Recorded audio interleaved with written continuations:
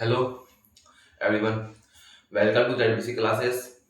मेरा नाम आदित्य शर्मा है। मैं आपको बीएससी नर्सिंग फर्स्ट सेम की एनाफिजियो साथ में सोशियोलॉजी और साइकोलॉजी सब्जेक्ट पढ़ाता हूँ। हम अभी आज एनाटॉमी एंड फिजियोलॉजी सब्जेक्ट पढ़ने वाले हैं। मैं आपको बताना चाहता हूँ कि हमने एनाटॉमी एंड फिजियोलॉजी सब्जेक्ट के अंदर टोटल 3 सिस्टम कवर कर लिए। कौन कौन से सिस्टम कवर कर लिए हमने हमने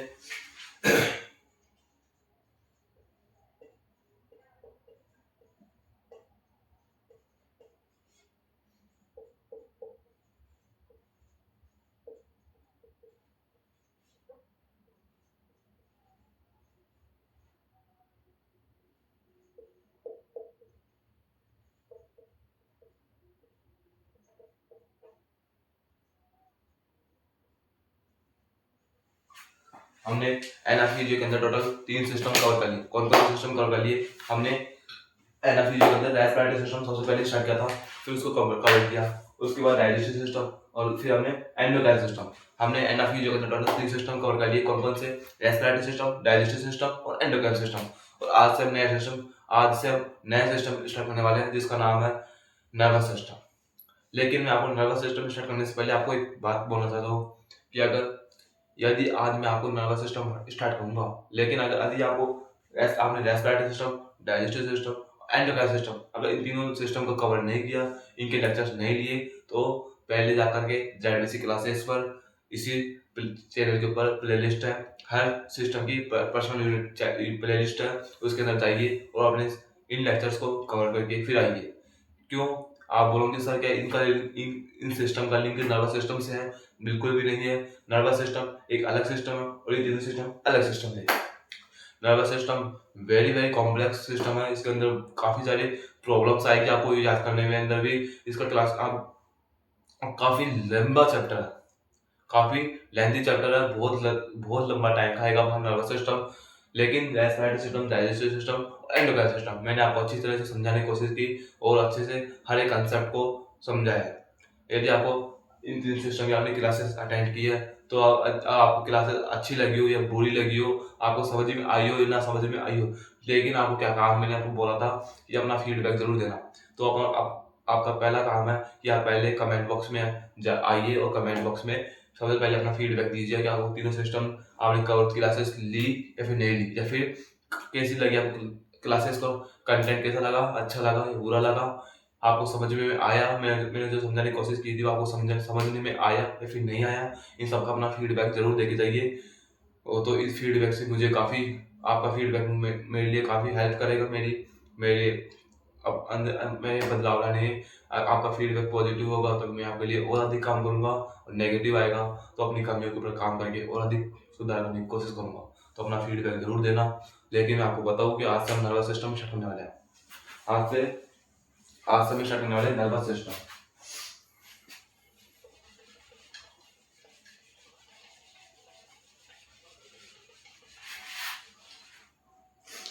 आज से मैं आपको पढ़ाने वाला हूँ नर्वस सिस्टम। नर्वस सिस्टम क्या होता है पहले मैं आपको बताऊं कि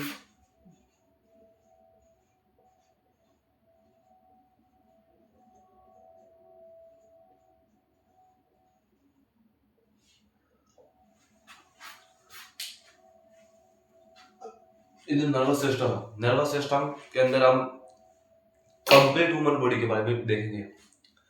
आपका दिमाग में आया होगा कि हम कंप्लीट ह्यूमन बॉडी के बारे में देखेंगे नर्वस सिस्टम के अंदर। मैं आपको बताऊं कि नर्वस सिस्टम के अंदर हम मेनली ब्रेन के बारे में, स्पाइनल कॉर्ड के बारे में और पेरिफेरल नर्वस सिस्टम इन सब के बारे में देखेंगे। मेनली ब्रेन और स्पाइनल कॉर्ड के बारे में देखेंगे और नर्व्स के बारे में देखेंगे। ये आपने क्या बोल दिया, मैं आपको अच्छी तरह समझाने की कोशिश करता हूँ। जैसे कि रेस्पिरेटरी सिस्टम, जब हमने रेस्पिरेटरी सिस्टम स्टार्ट किया था, रेस्पिरेटरी सिस्टम के अंदर हमने क्या देखा था कि सर हमने जो ऑक्सीजन लेते हैं और CO2 ऑक्सीजन को अंदर लेते हैं और CO2 को बाहर निकालते हैं, ये मेनली किसके अंदर देखा था हमने? रेस्पिरेटरी सिस्टम के अंदर। उसके बाद स्टार्ट किया था डाइजेस्टिव सिस्टम।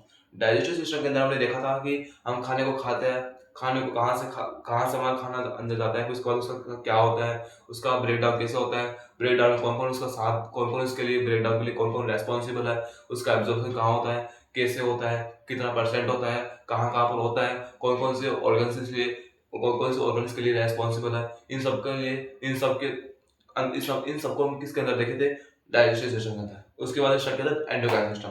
एंडोक्राइन सिस्टम के अंदर हमने देखा था कि एंडोक्राइन सिस्टम होता है, उसके अंदर कंप्लीट ह्यूमन बॉडी के अंदर जो जहां जहां जैसे रेस्पिरेटरी सिस्टम और डाइजेस्टिव सिस्टम पहले देख लिया, लेकिन हम देखेंगे एंडोक्राइन सिस्टम के अंदर देखा था हमने कि जो एंडोक्राइन सिस्टम था उसके अंदर हम मेनली ग्लैंड्स के बारे में स्टडी करते हैं, जैसे कि कौन कौन सी ग्लैंड, हाइपोथैलेमस हो गई, थायराइड, पैराथायराइड, एड्रिनल, पैंक्रियास, इन सब की ग्लैंड्स के बारे में स्टडी करते हैं किसके अंदर, एंडोक्राइन सिस्टम के अंदर।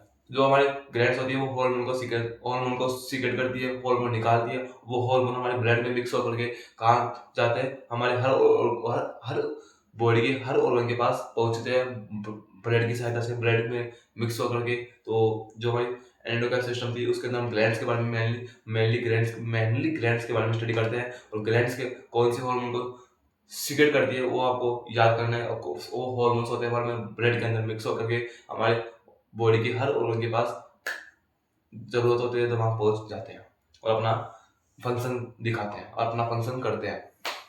अब नेक्स्ट सिस्टम हमारा नर्वस सिस्टम। नर्वस सिस्टम क्या काम आएगा, जैसे कि मैं आपको बताऊं कि आपने बचपन में एक देखा होगा, आपको याद भी होगा अभी तक, कि अगर आपने यदि गलती से आपने गर्म पानी के गिलास को हाथ लगा दिया, या फिर गर्म बचपन में आपको आपकी मम्मी आपको दूध पिलाने के लिए आपको जबरदस्ती आपको दूध पिलाती थी, जबकि आप कहते थे मुझे दूध पसंद नहीं है, आपकी मम्मी आपको बोलती थी दूध पियो, लेकिन आप बोलते थे कि मुझे दूध पसंद नहीं है, मैं दूध नहीं पीऊंगा। यहाँ तक ठीक है। फिर जैसे आपकी मम्मी आपने क्या किया, गर्म गिलास लाई, गर्म गिलास को लाते ही आपके हाथ में पकड़ा दी, और जैसे आप गिलास आपके हाथ में लाई गिलास, और गिलास क्या था, वो गर्म था थोड़े ईट दी रखी थी उसको, ज्यादा ईट थी तो वह क्या था, गिलास गर्म था। जैसे आपने गिलास को टच किया, टच करते आपके दिमाग में सेंसेशन गया, या फिर न्यूरॉन्स फाइबर्स जो इम्पल्स से, वो इम्पल्स हमारे ब्रेन में गए, और ब्रेन में गए हमने क्या किया, अपने हाथ को पीछे उठा लिया, और फिर मम्मी को बोला कि गिलास दूध गर्म है, गिलास के अंदर दूध गर्म है, इसको मैं बाद में पीऊंगा, अभी नहीं पीऊंगा। दूध के अंदर, गिलास के अंदर दूध जो है वो गर्म है, अभी उसको मैं बाद में पीऊंगा, अभी इसको आप रख दो, अब तक मैं कुछ काम कर लेता हूँ, पढ़ाई कर लेता हूँ। ये था आपने। तो आपको क्या किया कि अब जैसे आपने गिलास को टच किया, तो आपने टच करते आपने आपको महसूस हुआ कि गिलास गर्म है, आपने झट से अपना हाथ पीछे उठा लिया और गिलास को वही मम्मी के हाथ में छोड़ दिया। तो ये कैसे हुआ, आप कभी भी आपने जो गिलास के दूध को उठाओ, आपने कभी भी गर्म चीज को टच किया तो खट आपने अपने हाथ को पीछे उठा लिया। जैसे बरसात के मौसम में ये दीवार है, बरसात के मौसम में दीवार में क्या आता है, करंट आता है। तो आपने जैसे अगर आपने गलती से बरसात के मौसम में गलती से दीवार को टच कर दिया, टच करते आपने हाथ उठाया, क्यों, क्योंकि दीवार में करंट आता है। बरसात के मौसम में आपने देखा होगा कि दीवारों में करंट आता है, और करंट आता है तो आपने जैसे गलती से अपना दीवार को हाथ लगाया, तो दीवार में करंट, उस टाइम दीवार में करंट था, जैसे आपको महसूस हुआ कि करंट आया, तो आपने झट से अपना हाथ पीछे उठा लिया। तो उसके लिए कौन रेस्पॉन्सिबल है, आपने गिलास को हाथ लगाया, गिलास को हाथ लगाते अपने गिलास गर्म था, उसको महसूस टच करते आपको महसूस हुआ गिलास गर्म है, आपने झट से अपना हाथ पीछे उठा लिया, तो इसके लिए कौन रेस्पॉन्सिबल है। अगर मैं आपको पूछूं कि आपने अपना अपने गिलास को टच करते ही अपने हाथ को पीछे हटाया, इसके लिए कौन रेस्पॉन्सिबल है, और अपनी दीवार को हाथ लगाते ही अपने हाथ को पीछे हटाया, इसके लिए कौन रेस्पॉन्सिबल है, तो आप क्या बोलोगे कि इसके लिए कौन रेस्पॉन्सिबल है। आपके पास कुछ सॉल्यूशन तो होगा ना इसका, कुछ ना तो आपने सोचा होगा कि आपने क्यों उठाया हाथ। आपने बोलोगे सर वो गिलास गर्म था इसलिए मैंने हाथ उठा लिया। मैं बोलूंगा गिलास गर्म था, तो आपको पता कि आपके दिमाग में कैसे आई ये बात, आपके दिमाग के कोई दिमाग के अंदर कोई हाथ क्या उसने देख लिया गर्म, या फिर उसके कोई कुछ है जो सोचा अंदर हाथ देखा था, उसके दिमाग को कैसे पता चला कि ये गिलास गर्म है, उसको पीछे हाथ उठाओ। आपके हाथ के अंदर ऐसा क्या हुआ जो अचानक से ऑटोमेटिक पीछे आ गया। आपने ऐसे नहीं किया कि दूसरे हाथ से उसको पकड़ के पीछे हटाया, नहीं, ऑटोमेटिक वो हाथ ऑटोमेटिक पीछे आ गया। जैसे हाथ दीवार लग गया तो इसको ऑटोमेटिक पीछे आ गया। ये तो नहीं करने के बाद आपने जोर से जबरदस्ती इसको हाथ को पकड़ के अलग गया, ऑटोमेटिक पीछे आ गया, वो ऑटोमेटिक गिलास को टच करते हैं ऑटोमेटिक हमने हाथ को अपना पीछे कर लिया। क्यों कर लिया, इसके पीछे का रीजन क्या है, इसके पीछे का रीजन क्या है कि अपने जो गिलास को हाथ टच करते हैं, हमारा गिलास हाथ पीछे हमने पीछे उठा लिया, दीवार को टच करते हैं हमने अपने हाथ को पीछे उठा लिया, इसके पीछे का रीजन क्या है? इसके पीछे का रीजन समझेंगे हम नर्वस सिस्टम के अंदर। मैं आपको बताऊं कि इसके पीछे का जो रीजन है उसको समझेंगे हम नर्वस सिस्टम के अंदर। नर्वस सिस्टम के अंदर इसके पीछे का रीजन समझेंगे। जो नर्वस सिस्टम होता है उसके अंदर बताऊंगा मैं आपको कि जो हमने अपने हाथ को पीछे क्यों उठाया। तो ये हम धीरे धीरे समझेंगे। तो अभी आपको क्या करना है, आपको मैंने बेसिक था वो आपको समझा दिया कि नर्वस सिस्टम के अंदर किसके बारे में देखेंगे। वही कि हमारे जो पूरे ह्यूमन बॉडी है उसके अंदर नर्व्स है, न्यूरॉन्स है, वो सिग्नल्स को ट्रांसमिट करते हैं एक जगह से दूसरी जगह। उन सब के बारे में देखने वाला है किसके अंदर, नर्वस सिस्टम के अंदर। अब नर्वस सिस्टम में आपको बताऊं कि नर्वस सिस्टम जिस तरह हमने respiratory system, digestive system, endocrine system देखा था, उन तीनों सिस्टम से बिल्कुल अलग हमारा नर्वस सिस्टम। हमारा nervous system respiratory system, digestive system और एंडोक्राइन सिस्टम। किस क्या क्या बोला मैंने कि रेस्पिरेटरी सिस्टम, डाइजेस्टिव सिस्टम और एंडोक्राइन सिस्टम, तीनों सिस्टम ने जिस सीक्वेंस में देखा था कि पहले कॉमन पॉइंट, फिर उसकी लोकेशन, फिर उसकी ऑर्गन एसोसिएशन, फिर उसकी शेप, फिर उसकी साइज, उसका कलर, उसकी स्ट्रक्चर, फिर उसके फंक्शन, उसके हार्मोन्स, इन सब के बारे में देखा था हमने इन तीन तीन सिस्टम के अंदर सीक्वेंस में देखा था। लेकिन नर्वस सिस्टम के अंदर ये सीक्वेंस फॉलो नहीं होगा। पहले मैं आपको बता दूं कि नर्वस सिस्टम को हम बिल्कुल अलग तरीके से अलग सीक्वेंस में देखेंगे। ये तीनों सीक्वेंस, जो तीनों सिस्टम हमने देखा था उनका सीक्वेंस अलग था और नर्वस सिस्टम का सीक्वेंस अलग होगा। नर्वस सिस्टम काफी काफी कॉम्प्लेक्स सिस्टम है, काफी लंबा सिस्टम है। इसके अलग अलग पूरे सिस्टम के अंदर काफी जगह मुड़ा हुआ है, कई जगह घुमा हुआ है। आपको पता भी नहीं चलेगा कि नर्वस सिस्टम कंप्लीट हो गया, लेकिन आपको महसूस बहुत काफी होगा। आप बोलोगे सही नर्वस सिस्टम है क्या है? काफी काफी लंबी चैप्टर है, लेकिन आप विश्वास रखिए ऐसा कुछ भी नहीं है। मैं आपको अच्छी तरह समझाने की कोशिश करूंगा, हर एक कंसेप्ट को अच्छी तरह समझाने की कोशिश करूंगा। बस आपको बने रहना है तब तक जब तक मैं आपको नर्वस सिस्टम पूरा लगा दूँ। तो आज हम नर्वस सिस्टम स्टार्ट करने वाले हैं। नर्वस सिस्टम पहले मैं आपको बता दूं कि नर्वस सिस्टम के अंदर हम मेनली, अब जो हमने एंडोक्राइन सिस्टम देखा था, एंडोक्राइन सिस्टम वो नर्वस सिस्टम से बिल्कुल रिलेट करता है। एंडोक्राइन सिस्टम और नर्वस सिस्टम दोनों दोनों सिस्टम हमारे जो दोनों सिस्टम को एक साथ ही देखा जाता है। और हमारी जो ह्यूमन बॉडी है उसके दो मेजर सिस्टम हमारे एंडोक्राइन सिस्टम और नर्वस सिस्टम, एंडोक्राइन सिस्टम और nervous system major regulatory system होते हैं हमारे ह्यूमन बॉडी की। और वो जो नर्वस सिस्टम है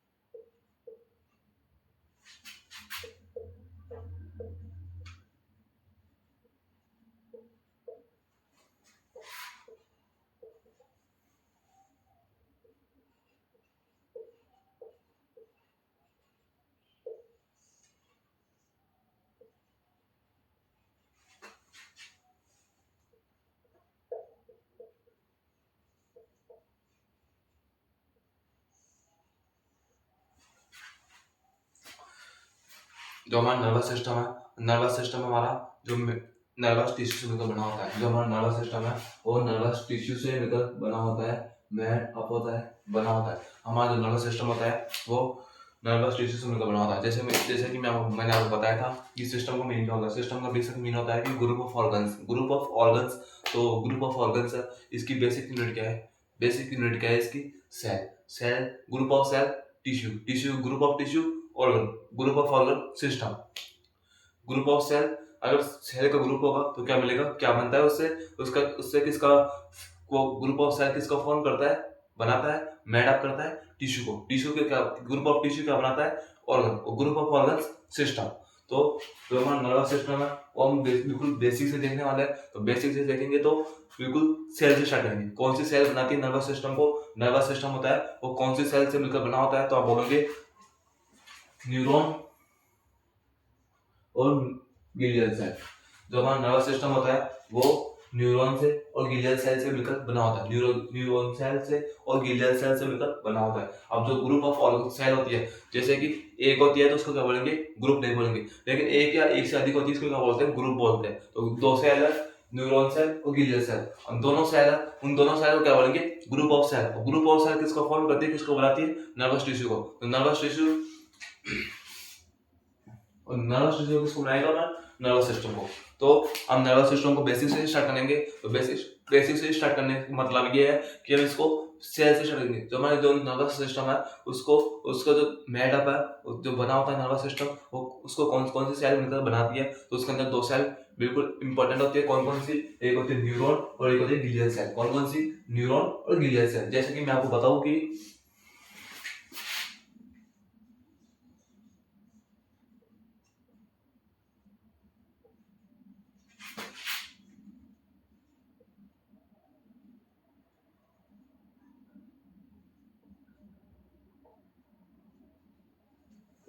जो हमारा नर्वस सिस्टम है वो जैसे सेल है, अब ग्रुप ऑफ सेल बनाएगा टिश्यू, और टिश्यू क्या बनाएगा? ऑर्गन, ऑर्गन क्या बनाएगा? सिस्टम। सेल क्या बनाता है? Group of cell, tissue, group of tissue, organ, और ग्रुप ऑफ ऑर्गन, सिस्टम। तो हमारा जो नर्वस सिस्टम है उसकी बेसिक यूनिट क्या हुई? सेल। हम नर्वस सिस्टम को कहां से स्टार्ट करने वाले? सेल से। क्योंकि हमारा नर्वस सिस्टम है उसको कौन से सेल, कौन कौन से सेल से मिलकर बना होता है हमारा नर्वस सिस्टम? तो नर्वस सिस्टम कौन कौन से सेल से मिलकर बना होता है? न्यूरॉन से और ग्लियल सेल से। किससे? न्यूरॉन सेल से और ग्लियल सेल से मिलकर बना होता है नर्वस सिस्टम। समझ में आया कि मैंने आपको न्यूरॉन क्या है और ग्लियल क्या है, कहां से है? तो नर्वस सिस्टम होता है। जैसे ये सिस्टम है, ये क्या है हमारा? सिस्टम है। सिस्टम है, एक सिस्टम का निर्माण, सिस्टम का किससे मिलकर बनता है? ग्रुप ऑफ ऑर्गन से। ग्रुप ऑफ ऑर्गन्स क्या बनाते हैं हमारे सिस्टम को? और ग्रुप ऑफ ऑर्गन कौन, ग्रुप ऑफ ऑर्गन को कौन बनाता है? टिश्यू। ग्रुप ऑफ ऑर्गन को कौन बनाता है? टिश्यू। कौन सा टिश्यू? इसमें नर्वस टिश्यू। तो नर्वस सिस्टम के अंदर जो नर्वस सिस्टम फॉर्म होता है वो उसको बनाता है नर्वस टिश्यू। कौन बनाता है? Nervous tissue. नर्वस टिश्यू को, नर्वस टिश्यू के अंदर भी कौन सी सेल है? ग्रुप ऑफ सेल्स है। तो बोलोगे न्यूरॉन और ग्लियल सेल। तो आप बोलोगे कि हमारा नर्वस सिस्टम होता है वो कौन कौन सी सेल से मिलकर बना होता है? तो बोलोगे न्यूरॉन सेल से और ग्लियल सेल से।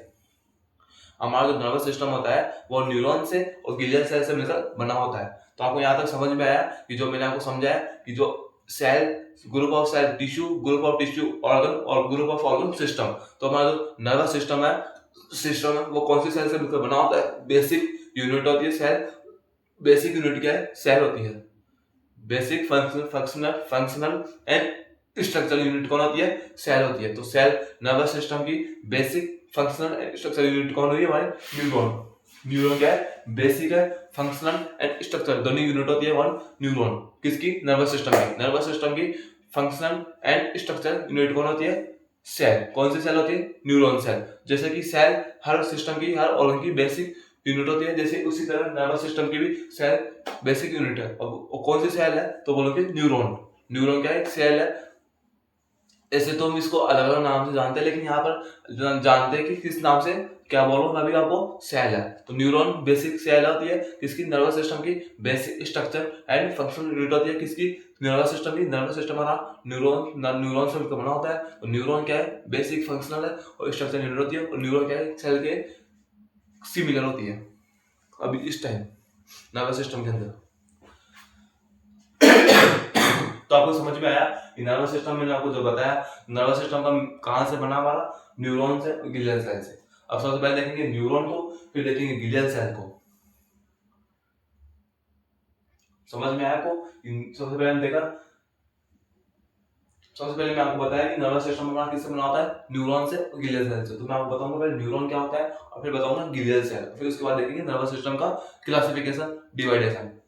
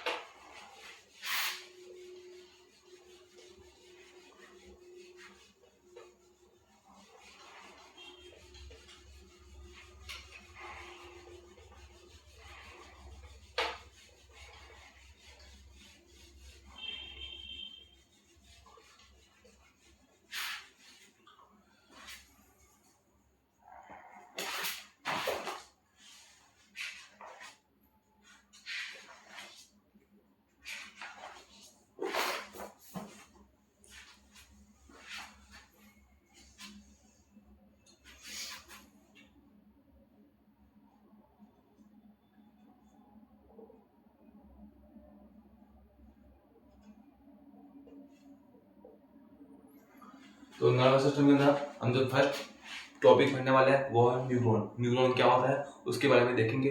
फर्स्ट टॉपिक है न्यूरॉन। न्यूरॉन को देखेंगे सबसे पहले, उसके बाद देखेंगे गिलियल सेल को। तो न्यूरॉन क्या है हमारी सेल है। नर्वस सिस्टम होता है, नर्वस सिस्टम हमारा 2 टाइप की सेल से मिलकर बना होता है। कौन कौन सी?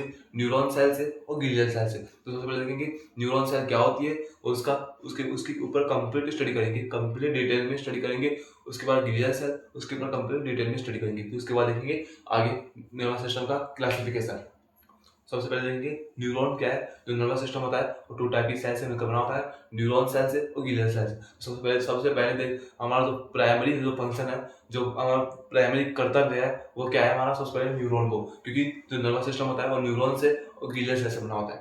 तो जब तक आपको ये पता नहीं होगा कि न्यूरॉन क्या होता है और गिलियल सेल क्या होता है, ये तो पता है आपको न्यूरॉन और गिलियल सेल दोनों मिलकर के नर्वस सिस्टम को बनाती है, लेकिन न्यूरॉन क्या है गिलियल सेल क्या है जब तक आपको ये पता नहीं है, बेसिक आपका वीक है, तो आप इस ऊपर कैसे जा सकते हो, आप हायर क्लास में कैसे जा सकते हो जब तक आपका लोअर क्लास से आपकी वीक है। तो आपको पहले क्या करना है, लोअर क्लासेस को स्ट्रॉन्ग करना है। तो उसी तरह आपको जो नर्वस सिस्टम होता है वो न्यूरॉन से और ग्लियल सेल से मिलकर बना होता है। तो न्यूरॉन क्या होता है और ग्लियल सेल क्या होता है उसके बारे में मैं आपको पहले बताता हूँ कि इसकी स्ट्रक्चर, उसके फंक्शन, उसके उसके टाइप्स, उसके सब कुछ इसकी कंप्लीट डिटेल स्टडी करेंगे पहले न्यूरॉन के ऊपर। उसके बाद न्यूरॉन ग्लियल सेल होती है उसके बारे में, और उसके बाद करेंगे हम आगे जो इसका क्लासिफिकेशन है उसको देखेंगे। तो आपको समझ में आया, कुछ ओवरव्यू बना आपको कि सबसे पहले देखेंगे न्यूरॉन को, उसके बाद देखेंगे ग्लियल सेल को, उसके बाद देखेंगे क्लासिफिकेशन,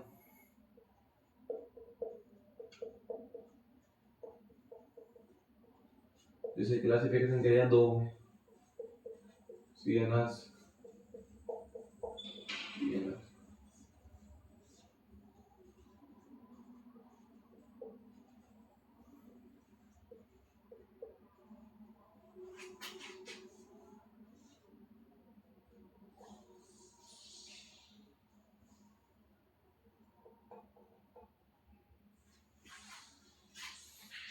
सबसे पहले देखेंगे न्यूरॉन को, फिर उसके बाद देखेंगे ग्लियल सेल को, फिर देखेंगे क्लासिफिकेशन जिसको हम नर्वस सिस्टम को 2 पार्ट्स में डिवाइड करते हैं। कौन कौन से? सेंट्रल नर्वस सिस्टम है और पेरिफेरल नर्वस सिस्टम है।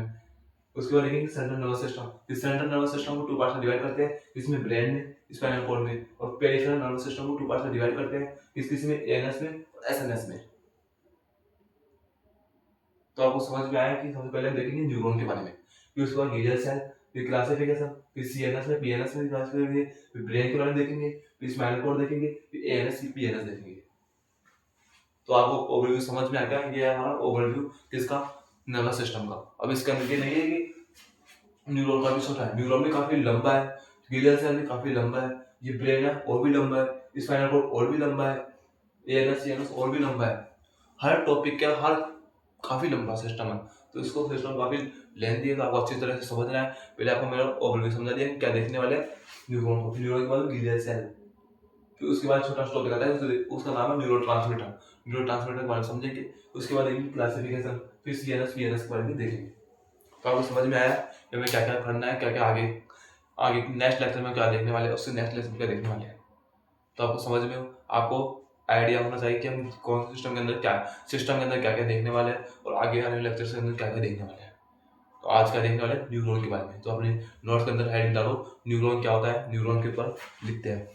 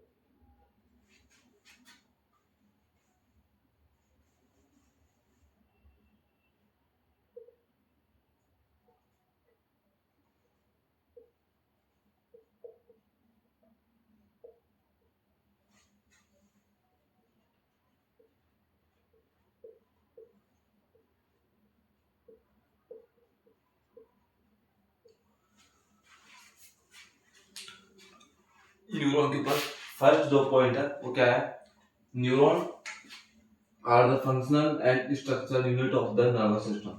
जो हमारी न्यूरॉन होती है वो न्यूरॉन हमारी फंक्शनल एंड स्ट्रक्चरल यूनिट होती है किसकी, नर्वस सिस्टम की। नर्वस सिस्टम की फंक्शनल एंड स्ट्रक्चरल यूनिट कौन होती है, न्यूरॉन। तो आपको याद करना है, एमसीक्यू के अंदर क्वेश्चन पुट अप होता है कि जो नर्वस सिस्टम है उसकी फंक्शनल यूनिट और स्ट्रक्चरल यूनिट किसको बोलते हैं, न्यूरॉन को। न्यूरॉन क्या है, फंक्शनल एंड स्ट्रक्चरल यूनिट होती है नर्वस सिस्टम की। तो फर्स्ट पॉइंट क्लियर।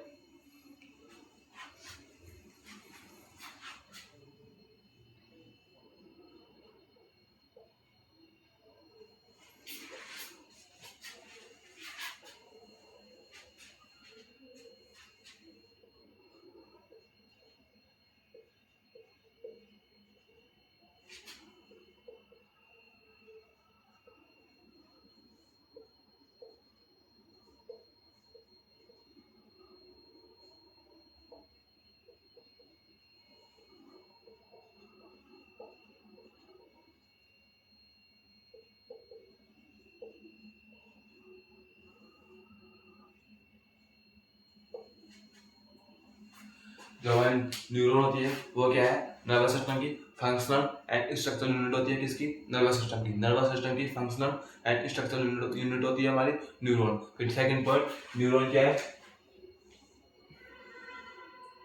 मैंने आपको अभी बताया था कि न्यूरॉन क्या है, न्यूरॉन एक सेल है। क्या है, न्यूरॉन सेल है दैट ट्रांसमिट नर्व इम्पल्सेस।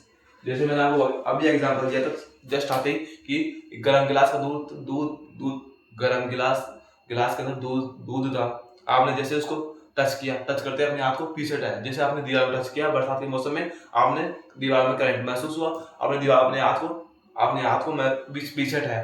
तो ये क्या है, आपने जस्ट हाथ लगाते 1 सेकंड के अंदर, 1-2 सेकंड के अंदर अपने हाथ को पीछे क्यों उठाया, इसके पीछे का रीजन क्या है, इसके पीछे का नर्व इम्पल्सेस। जो न्यूरॉन होते हैं हमारे बॉडी के अंदर, जो न्यूरॉन है नर्वस सिस्टम के अंदर जो न्यूरॉन प्रेजेंट होते हैं, न्यूरॉन क्या है, फंक्शन एंड स्ट्रक्चरल यूनिट होती है जो किसकी, नर्वस सिस्टम की। नर्वस सिस्टम के अंदर देखते हैं कि जैसे हमने दीवार का हाथ लगाया, दीवार में महसूस हमें फील हुआ कि इस दीवार के अंदर करंट आ रहा है, यहाँ पर तो करंट आ रहा है, मैंने अपने हाथ को पीछे हटाया तो जो हमारे नर्व इम्पल्सेस थे, नर्व इम्पल्सेस हमारे ब्रेन में गए, हमारे हाथ से कहाँ गए नर्व इम्पल्सेस, हमारे ब्रेन में गए, और ब्रेन में जाते हैं, ब्रेन में गए। हाइपोथैलेमस ने बोला कि अपने हाथ को पीछे हटाओ, तो पीछे हटाने के लिए हाइपोथैलेमस ने हमने संदेश दिया, मैसेज भेजा कि अपने हाथ को पीछे हटाओ। तो पीछे हटाने के लिए हाइपोथैलेमस से मैसेज आया, तो हाइपोथैलेमस तक पहले मैसेज पहुंचाने का काम कौन करता है, नर्व इम्पल्सेस। कौन करता है, नर्व इम्पल्सेस क्या करते हैं, अपने मैसेजेस को ऑर्गन से लेकर अपने सेंसरी ऑर्गन ब्रेन में पहुंचाते हैं। कौन? नर्व इम्पल्सेस जो न्यूरॉन के अंदर प्रेजेंट होते हैं। तो न्यूरॉन क्या है? हमारी सेल होती है जो ट्रांसमिट करती है एक जगह से दूसरी जगह भेजती है किसको? नर्व इम्पल्सेस को। नर्व इम्पल्सेस को एक जगह से दूसरी जगह ट्रांसमिट करती है। और न्यूरॉन क्या है? सेल होती है। और क्या है? किसकी सेल है? फंक्शनल एंड स्ट्रक्चरल यूनिट होती है किसकी? नर्वस सिस्टम की। तो यहाँ तक कवर हुआ आपको? यहाँ तक समझ में आया कि जो मैंने आपको समझाया? न्यूरॉन क्या है? सेल होती है किसकी? नर्वस सिस्टम होता है वो हमारा टू टाइप की सेल से बना होता है, न्यूरॉन सेल से और ग्लियल सेल से। अब न्यूरॉन क्या है? फंक्शनल एंड स्ट्रक्चरल यूनिट होती है किसकी? नर्वस सिस्टम की। नर्वस सिस्टम की फंक्शनल एंड स्ट्रक्चरल यूनिट होती है कौन? न्यूरॉन। और न्यूरॉन क्या है? हमारी एक सेल होती है जो नर्व इम्पल्सेस को ट्रांसमिट करती है। यहाँ तक क्लियर है? आगे देखते हैं। ये यूनिट या सिस्टम नर्वस सिस्टम है, काफी कॉम्प्लेक्स है। इसको आप अच्छे हल्के मत लेना, अच्छे से समझने की कोशिश करना। हर एक पॉइंट को जो मैं समझा उसको समझने की कोशिश करना। तो मैंने समझा दिया आपको कि फंक्शनल स्ट्रक्चर यूनिट होती है कौन? न्यूरॉन। नर्वस सिस्टम की सेकंड पॉइंट है नर्व इम्पल्सेस को ट्रांसमिट करती है कौन? न्यूरॉन।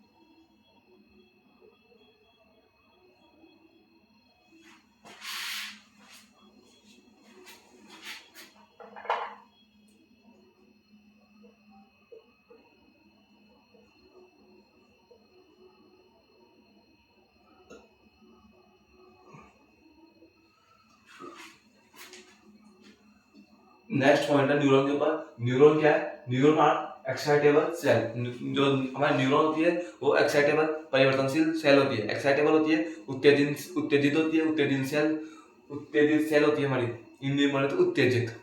एक्साइटेबल इंग्लिश में एक्साइटेबल सेल होती है, एक जगह से दूसरी जगह नर्व इम्पल्सेस को ट्रांसमिट करती है। मैंने आपको अभी समझाया था कि नर्व इम्पल्सेस को ट्रांसमिट करती है कौन? न्यूरॉन। तो न्यूरॉन क्या है? हमारी एक्साइटेबल सेल होती है। और फंक्शनल स्ट्रक्चर यूनिट होती है किसकी? नर्वस सिस्टम की। और एक्साइटेबल सेल होती है न्यूरॉन। न्यूरॉन को हम एक्साइटेबल सेल के नाम से जान सकते हैं। फिर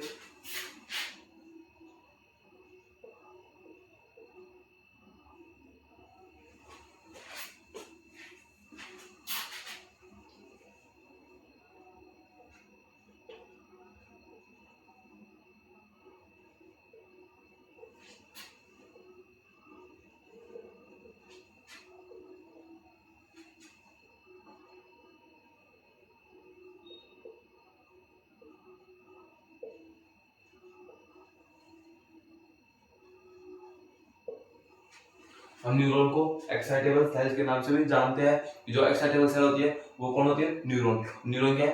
फंक्शन एंड स्ट्रक्चरल यूनिट होती है नर्वस सिस्टम की। और नर्व इम्पल्सेस को एक जगह से दूसरी जगह ट्रांसमिट करती है। तो यहाँ तक कवर हुआ आपको? यहाँ तक समझ में आया आपको कि जो मैंने समझाने की कोशिश की नर्व इम्पल्सेस न्यूरॉन के बारे में? सॉरी बच्चों, न्यूरॉन के बारे में जब मैंने आपको समझाने की कोशिश की वो आपको समझ में आया कि न्यूरॉन क्या होती है? न्यूरॉन को स्ट्रक्चर एंड फंक्शनल यूनिट बोल सकते हैं किसकी? नर्वस सिस्टम की। पहला पॉइंट कवर। दूसरा, नर्व इम्पल्सेस को ट्रांसमिट करती है एक जगह से दूसरी जगह, यहाँ तक कवर। तीसरा वो पॉइंट कि न्यूरॉन को हम क्या बोल सकते हैं? एक्साइटेबल सेल भी बोल सकते हैं। न्यूरॉन वर्क करती है एक्साइटेबल सेल के अकॉर्डिंग। एक्साइटेबल सेल होती है उसके सिमिलर वर्क करती है कौन? न्यूरॉन। इसलिए इसको क्या बोलते हैं? एक्साइटेबल सेल बोल सकते हैं।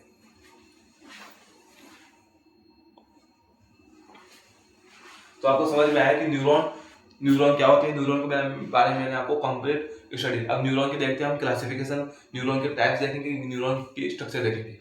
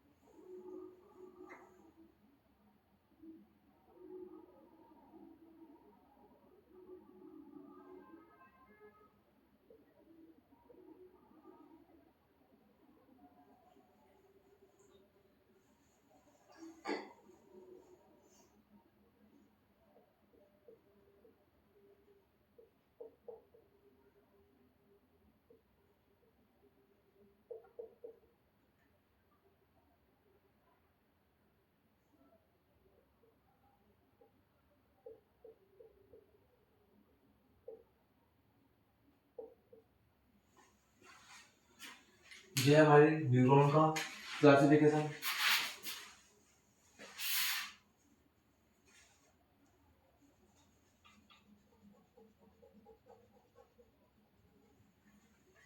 ये हमारा न्यूरॉन, न्यूरॉन की स्ट्रक्चर है। न्यूरॉन इस टाइप की होती है, हमारे न्यूरॉन की स्ट्रक्चर होती है, जो न्यूरॉन की संरचना होती है वो इस टाइप की होती है। न्यूरॉन की स्ट्रक्चर के अंदर हमें cell body, axon, dendrites, myelin sheath, granular node, axon terminals, ये सब देखने को मिलते हैं। तो एक डेंड्राइट्स होते हैं, वो स्मॉल ब्रांचेस होती है, और सेल बॉडी जिसके अंदर सेल के ऑर्गेनल्स, न्यूक्लियस सब प्रेजेंट होते हैं। एक्सॉन लंबा लॉन्ग पार्ट होता है हमारा, thin part long cylindrical long part होता है हमारा, और ग्रैन्युलर नोड्स और माइलिन शीट, एक्सॉन टर्मिनल जो एक्सॉन के एंड पर प्रेजेंट होते हैं उनको बोलते हैं एक्सॉन टर्मिनल्स। ये क्या है, हमारे न्यूरॉन की स्ट्रक्चर है। न्यूरॉन की स्ट्रक्चर की देख ली हमने। न्यूरॉन की स्ट्रक्चर के अंदर हमें dendrites, axon, axon, cell body, myelin sheath, granular node, axon terminals, ये सब देखने को मिलते हैं। तो आपको समझ में आया कि हमने न्यूरॉन देख लिया, पहले न्यूरॉन की स्ट्रक्चर देख ली। अब हम डेंड्राइट्स क्या होते हैं इनके बारे में देखेंगे, एक्सॉन क्या होता है इसके बारे में बताऊंगा मैं आपको, सेल बॉडी क्या होती है इसके बारे में बताऊंगा, myelin sheath, granular node, axon terminals ये क्या होते हैं इन सब के बारे में आपको बताऊंगा। तो आप अपने नोट्स के अंदर पहले स्ट्रक्चर देखिए। मैं आपको बोलना चाहता हूँ कि मुझे स्ट्रक्चर की जो डायग्राम होती है एनाटॉमी के अंदर जो डायग्राम्स होते हैं उनकी मेरी इतनी प्रैक्टिस नहीं हो रखी है अभी। तो अपने आप तो क्या करना है आपको, चैट जीपीटी पे या फिर गूगल पे जाना है और जाके सर्च करना है कि anatomical anatomic diagram of neuron, neuron का डायग्राम सर्च करना है। तो आपके पास न्यूरॉन का डायग्राम आएगा, उसको अपने नोट्स के अंदर छापना है, उसको उस डायग्राम को अपने नोट्स के अंदर बनाना है अच्छे से। ये क्या आएगा आपको समझ में नहीं आएगा अभी, और वो ये बिल्कुल सेम है जो मैंने आपको यहाँ को बता दिया, जो मैंने आपको यहाँ बनाया है वो का वो आपको गूगल के ऊपर मिलेगा सर्च करने के बाद। तो आपको क्या करना है, वहां जाना है और अपने नोट्स के अंदर वो डायग्राम को बनाना है। और फिर मैं आपको जो भी बताऊंगा उसको अपने बात अपनी जगह छोड़ना है नोट्स के अंदर, उसके आगे लिखना है कि स्ट्रक्चर ऑफ न्यूरॉन, न्यूरॉन की स्ट्रक्चर में आपको बनाना है कि जो सेल बॉडी क्या होती है, डेंड्राइट्स क्या होते हैं, एक्सॉन क्या होता है, उनके बारे में आपको बताने वाला हूँ। तो एडिंग डालो, और पहले मैं आपको बोल चुका हूँ, फिर से बोल रहा हूँ, मेरे डायग्राम की इतनी प्रैक्टिस नहीं है। अगर आपको डायग्राम समझ में नहीं आएगा मुझे वो पूरी उम्मीद है, लेकिन आप क्या करना है, आपको गूगल पे जाकर अपने डायग्राम को समझने की कोशिश जरूर करनी है। मेरी प्रैक्टिस नहीं है, लेकिन आपको अपनी प्रैक्टिस बहुत ज़्यादा करनी है कि डायग्राम को अच्छे से याद करना है। डायग्राम में ना कुछ भी नहीं है एनाटॉमी के अंदर, डायग्राम बहुत ज़्यादा जरूरी है, तो डायग्राम बनाने की कोशिश करनी है।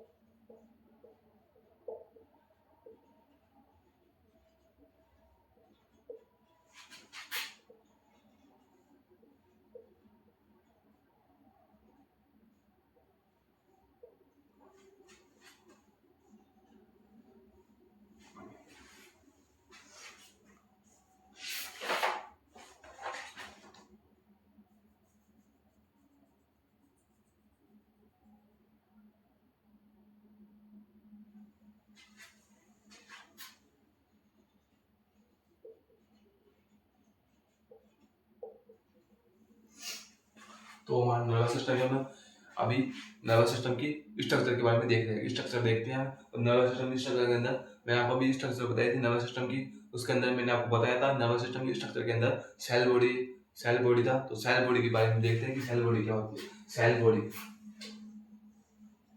बॉडी क्या होती है? It is also known as soma, cyton, जो हमारी सेल बॉडी है उसके ही 3 नाम हो रहा है, या फिर जो सेल बॉडी है उसको हम 3 अलग अलग नाम से और ज्यादा बुला सकते हैं। जैसे सोमा, सेल बॉडी को सोमा भी बोल सकते हैं, सेल बॉडी को साइटोन भी बोल सकते हैं, और सेल बॉडी को पेरिकैरियन भी बोल सकते हैं।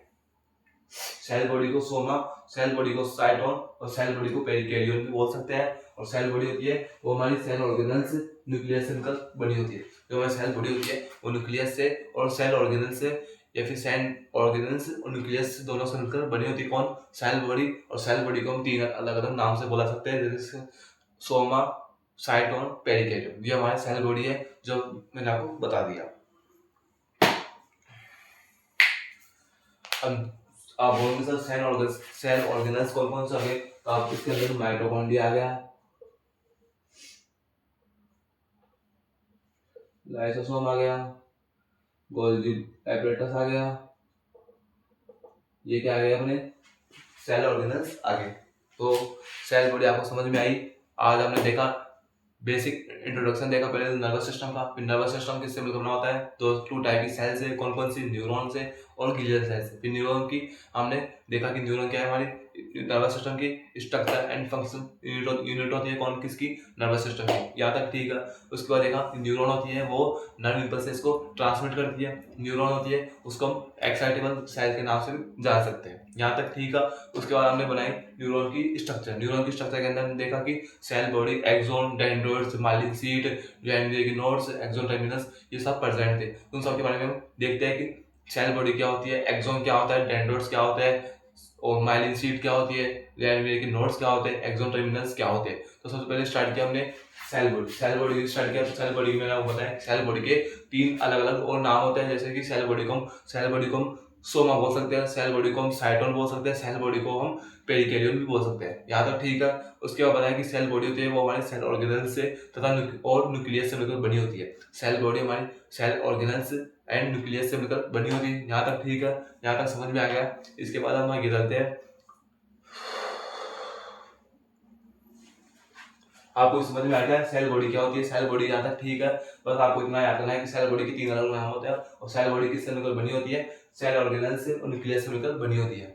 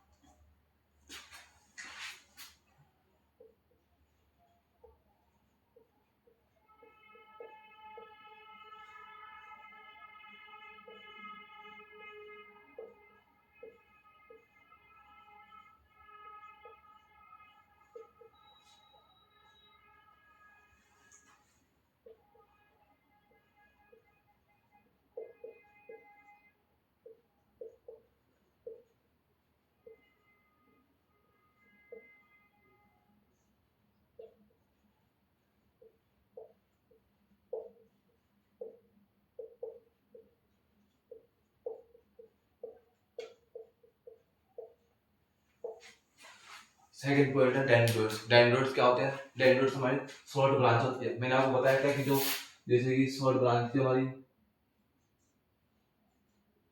ये क्या थे हमारे? डेंड्रोइड्स। ये क्या थे हमारे?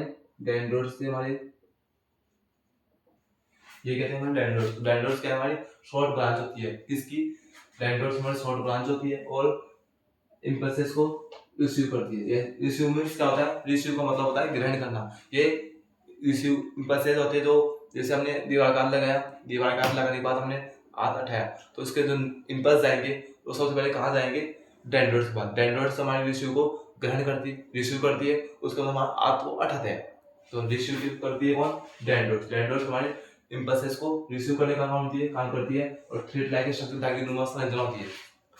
ये आपने आज देखा कि न्यूरॉन क्या होता है, न्यूरॉन का बेसिक इंट्रो लिया, उसके बाद न्यूरॉन को हमने स्ट्रक्चर देखी, उसके बाद में सेल बॉडी, न्यूरॉन के टाइप देखे, न्यूरॉन के टाइप कौन कौन से, न्यूरॉन के पार्ट्स स्ट्रक्चर देखे, बाद न्यूरॉन की स्ट्रक्चर के अंदर हमने सेल बॉडी को देखा और डेंड्राइट्स को देखा। तो आज हमने इस लेक्चर को यहाँ तक रखेंगे। नेक्स्ट लेक्चर आएगा उसके अंदर देखेंगे एक्सोन को और आगे क्या फंक्शन। तो अगर आगे यदि आपको लेक्चर समझ में आया हो तो प्लीज़ चैनल को सब्सक्राइब, वीडियो को लाइक जरूर करना और अपना फीडबैक जरूर देके जाना। मुझे पता है आपको समझ में नहीं आया होगा क्योंकि चैप्टर काफ़ी लेंथी, काफ़ी कॉम्प्लेक्स है।